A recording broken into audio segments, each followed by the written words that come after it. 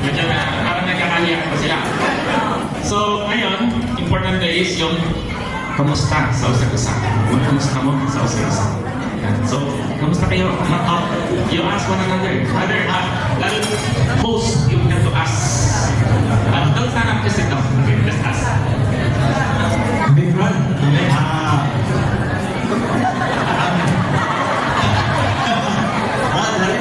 Kumusta naman ba rin ang pag-inuwi ng banan? Amen. Sa kanya ba Trabaho mo rin ang trabaho. Amen. Sa kanya, sa kanya ba okay lang. Sa trabaho, makakaranas tayo na bago, pero still, no? Panayon na ako sa pagtrabaho. Amen. Dahil galing na. Sister, kumusta sister? Nakapagmula na. Okay naman ba?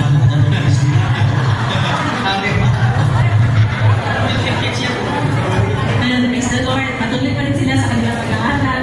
Kaya gusto ko sa kanila na pagdating ng panahon na at the same time, they can serve the Lord pagkatapos na nilang mag-aaral. Salamat sa Ginoo mga igsoon na nakabisita mo ano, sa kong pangumpan malay. Pero kalipan kay wala pa kong talida. Ang ilan sa sinurukan.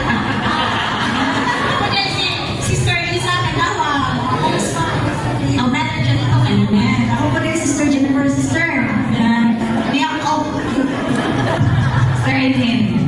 Salamat sa pag-welcome nila sa mga.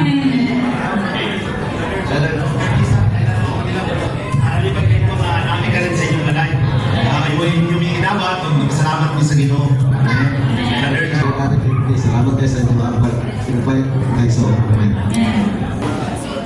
Kinahanglan, suot na mo. Kakila na ba? Kakila na. So, basin sila, ito tingnan bisita, so okay lang, yan, kilala. Pero the rest, no? You're the group members, Okay. Very good. So very good, no? A good start. They were able to greet one another. Then, in the small group, we have to learn to open up to one another. Amen. So, doon na ba din yung so na lumuhon? Oh, lumon ma. Ginumon.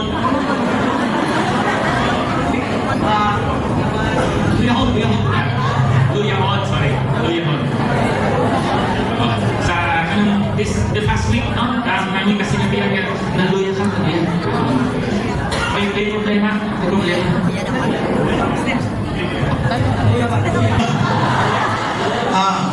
Sister Lisa, Brother John, mati ko kaluya dyan, Ginoo ko rin yung namin medyo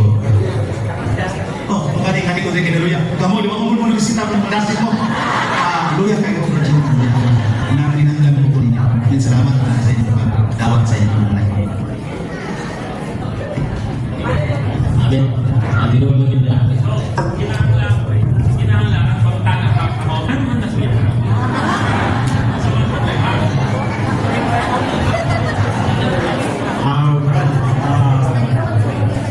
Bisan to rin yung hari na ang pag-inawi kaya sa Misiano ginawi. Pagkatapos ito mo, ano naluya mo pala ba? Kung saan ko hinungdan ba? Ano mo? Naluya mo ka ba? Naluya lang ito kay ani na semana. Ang bata mo doon, nagdahon ko nga ang probinsya. Pero ang nagdala na hindi siya kapasok sa kanila. Walang mulakan na ito tayo. Gisod mo nila problema na. Sige lang doon kay isang po hindi na makapasok, na ako na giliwatan siguro.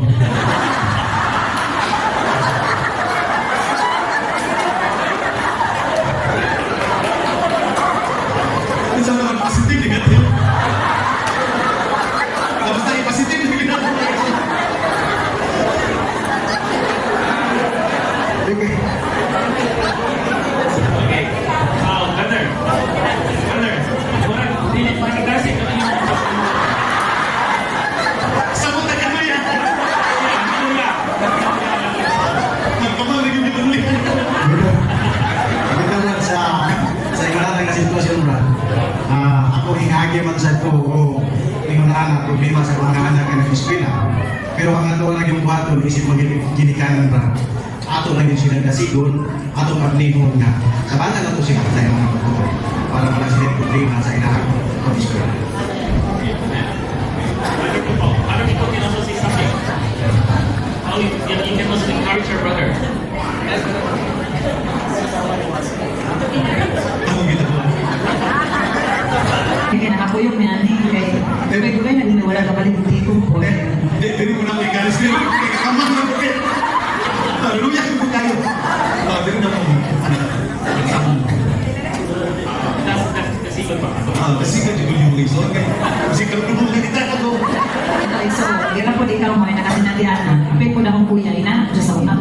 naman po.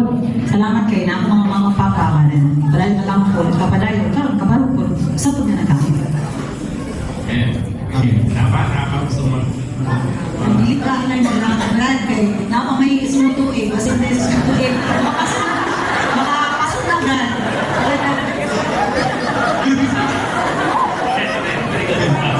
To the next stage. Okay. So we will use this situation to learn the truth, to get into the Word of God. So atong gamiton ang ating himtang aron magkaon sa kamatawaran. Okay. So using this scenario, brothers and sisters, okay, now we will see your constitution on how well you are constituted in the Word of God. So, you need not just cherish your brother, okay? You know, shepherding is cherishing, nourishing. Amen. So, nourishing, we need to give our brother some supply from the Word of God. So, saints, okay, you can share a little bit, okay, maybe give our brother a Bible verse. Any Bible verse you like to give our brother, or any word from the ministry. Okay, so any supply that we can get, we give to our brother. Palakang mga explore. Instead, put na to itong trust sa Ginoo that He will take care of everything that we need. Kaya nga kami siya diri sa next nga verse, the peace of God. Ang peace daw sa Diyos. So dili siya kalinaw nga atong kamagkama or kalinaw sa sitwasyon. Dili kalinaw sa Diyos mismo. Surpasses every man's understanding. Wala na nakabalo nga nagkipayo na tanan sa Ginoo. Di mahimo siyang kalinaw nila sa concern na po ni sa ikong anak, itabi na sa iyang circle of friends, na importante magbibiabot ng kung isa iyang mga kauban. Kung iyang pag-eskwela, makahuman siya, masakto proper. Yan, nakalimot na po, nakalimot na po sa verse, pag ito sa gospel, na siya sa gospel, mga iso. Ito sa gospel, na katong na yung paralytic man, itabang niya, na makalo ni Jesus, kaya tumatay si Jesus here. So, very good. So because of this situation, you see, we are very flexible. Now we are very organic. So we don't have to wait to read a material in which we are usually use when we have a small group. Okay, we bring out the material. Oh, it's time to read. After we read, well, this one you can share. But even in this situation, we can see we can right away use this situation to get into the Word of God. Right away, we can apply the Word of God to this situation, and this will give even the brother or the one who is in this situation can surely relate, right, to the Word of God. So it will leave a deeper impression to that person who is in that situation. Okay, you see the difference? Okay, so but of course, I'm not saying that we should not have any material for pursuit. We should always have it ready, but it does not mean that we should always use it. We have to look at the situation. Okay, and we have to be flexible. Okay. So we already have the showing of the divine love to one another. We also get into the divine light through the Word of God. Okay, right now, what's the next step? So there are many suggestions we heard a while ago on what should be done. But the Bible says we should not love only in word, but also in deed. D-E-E-D.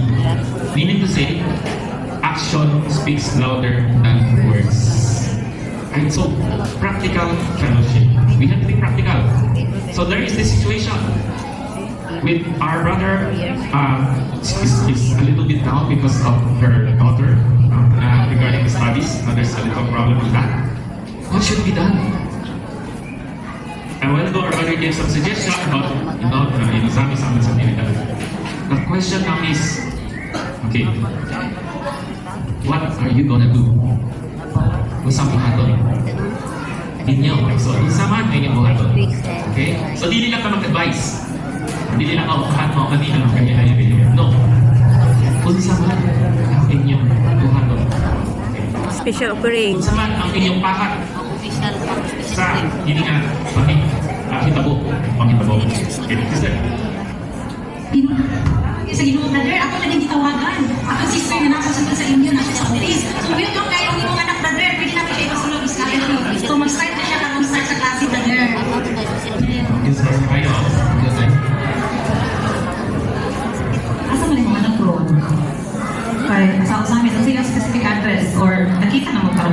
dito na kanyang niya or kauli na siya sa inyong balay. Ana sa inyong balay na yun.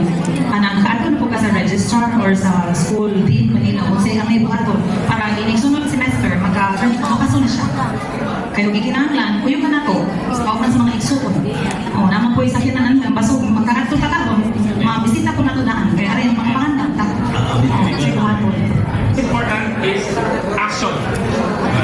There should be action on the part of the group members. Okay? So just like Teresa also shared that, maybe we should visit, go and visit her, like we can go and visit. Let's set a time. Let's set a time, but we can go and visit. Amen. Okay? So in the same way, for example, in your group members, somebody's in the hospital. Okay? So you can pray for that person, but you also need to find time to go, maybe not together, right? Maybe you don't have the same schedule, but you need to find time to visit that person in the hospital. Okay, so right now we want to open to the rest of the brothers and sisters for question. May mga pangunahan ba, mga ison? Ano mga pangunahan? Kung saan, hindi yung pangunahan. Any questions? Mike.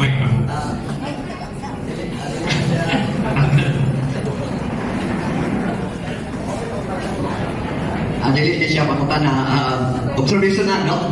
Sa kingon area na dito man kayo nakita o na ang ipangita katong mawala. O sa secular world na, ang sugod yung tag positive o sa negative, no? Positive observation o sa negative na observation. Karon dili lang sa video observation na ako, no?